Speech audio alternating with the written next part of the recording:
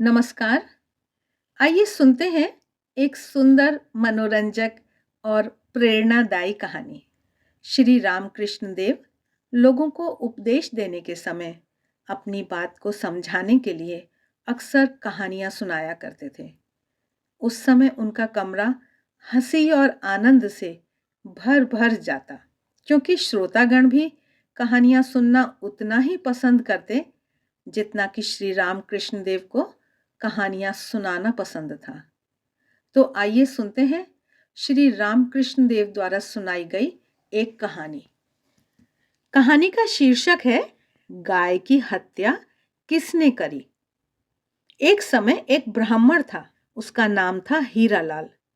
उसका एक बहुत सुंदर बगीचा था। वह अपने इस बगीचे पर बहुत गर्व करता, क्योंकि उसने उस बगीचे को अपने हाथों से लगाया था। प्रतिदिन वह कई घंटे इस बगीचे में काम करता, अनचाही घास को उखाड़ता, पेड़ पौधों को पानी से सींचता, नए नए पौधे लगाता। हीरालाल के बगीचे में पूरे वर्ष फूल खिले रहते। जब कभी लोग बगीचा देखने आते तो हीरालाल स्वयं आनंदपूर्वक उन्हें चारों तरफ घुमाकर दिखाता। वह कहता, क्या आपने मेरे ये गुलाब देखे? क्या आपने ऐसी सुंदरता कभी देखी? ऐसे फूल खिलाने के लिए मुझे कड़ा परिश्रम करना पड़ा है।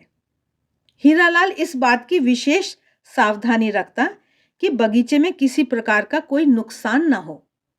बगीचे में आने के लिए एक छोटा सा दरवाजा था और वह दरवाजा भी मजबूती से बंद रखा जाता।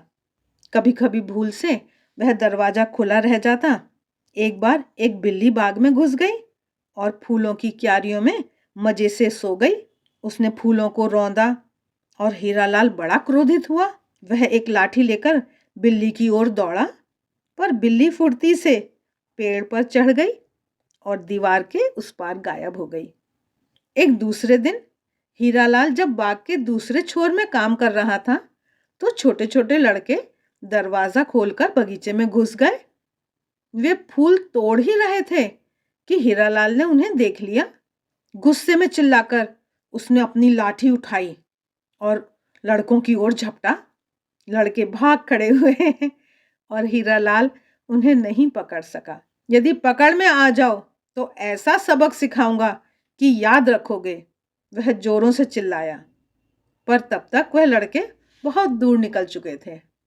कुछ दिनों बाद कहीं से अपने झुंड से बिछुड़कर एक बंदर बगीचे में घुस आया और उसने काफी नुकसान किया। जब हीरालाल उस बंदर का पीछा कर रहा था तो एक कुत्ता वहां घुस गया और अपने पैरों से गड्ढा खोदने लगा। जब कुत्ते ने हीरालाल को आते देखा तो वहां से भाग गया। हीरालाल बस चिल्लाने के अलावा और कुछ ना कर सका। एक दिन दोपहर को एक भयानक घटना घट गई। हवा के झोंके से बगीचे का दरवाजा खुल गया और एक गाय वहां घुस गई। हीरालाल एक वृक्ष की छाया में सोया हुआ था। जब तक वह उठा तब तक गाय ने पेड़ पौधे चर लिए। जब हीरालाल ने देखा कि गाय ने उसके बगीचे का सत्यानाश कर दिया है तो वह क्रोध से पागल हो उठा। पर इस समय वह चिल्लाया नहीं। हाथ में लाठी लेकर वह चुपके चुपके गाय के पीछे आया और उसे मारने लगा। गाय एकदम अचानक घबरा गई। उसे कभी किसी ने इस प्रकार नहीं मारा था। वह इतनी हक्की बक्की रह गई कि भाग भी न सकी। वह वहीं जमीन पर गिर गई। पर हीरालाल फिर भी उसको मारता ही रहा। उसकी लाठी ज्यों ज्यों धम धम की आवाज करती, उसका गुस्सा बढ़ता ही जाता। बिल्ली भाग गई, लड़के भाग गए, बंदर भाग गया और वह कुत्ता भी भाग गया। हीरालाल चिल्लाया, अब तुम लो, यह लो और लो। गुस्से के नशे में वह गाय को और भी जोरों से पीटने लगा। अचानक हीरालाल को लगा कि गाय तो मर गई है। वह घबराकर उसकी ओर ताकने लगा। यह मैंने क्या किया? वह पश्चाताप में रोने लगा।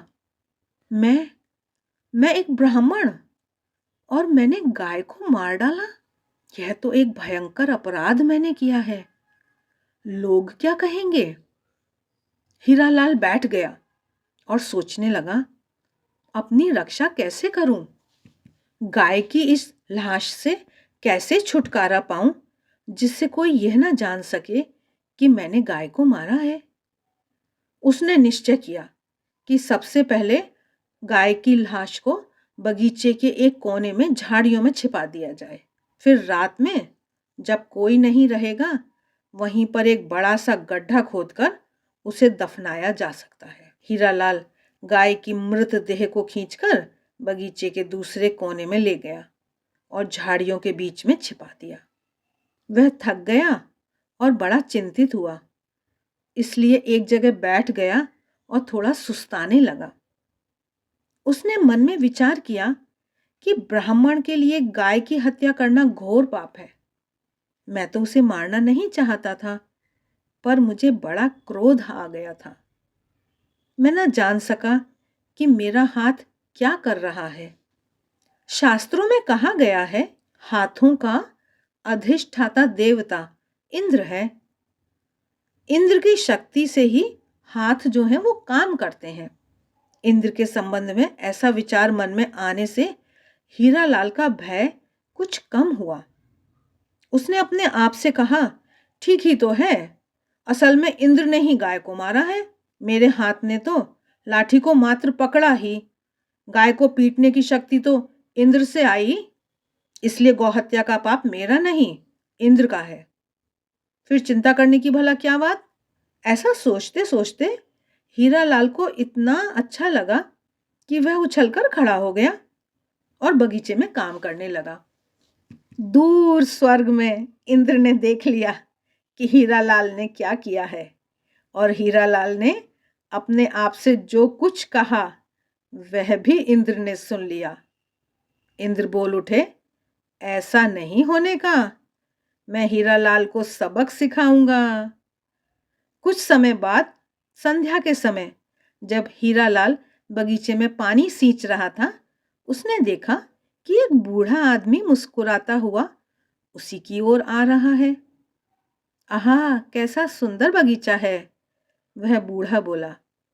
कैसे सुंदर फूल हैं, कैसे बढ़िया पेड़ हैं। क्यों भाई, यह सुंदर बगीचा किसने लगाया? हीरालाल गर्व से बोल उठा, मैंने स्वयं अपने हाथों से यह बगीचा लगाया है। मैं कैसे बताऊं कि इतने बरस इसे तैयार करने के लिए कितना कठोर परिश्रम किया है। सचमुच? उस बूढ़े ने पूछा, तुम अकेले ने यह सब का सब तैयार किया है? क्या दूसरे किसी ने भी तुम्हारी मदद नहीं की? नहीं जी, हीरालाल बोला, मुझे मदद देने वाला कोई नहीं है। यह सारा का सारा मैंने खुद अपने इन दोनों हाथों से तैयार किया है। चलिए, मैं आपको बगीचा दिखा लाता हूं। हीरालाल उस बूढ़े आदमी को बगीचा दिखाने लगा।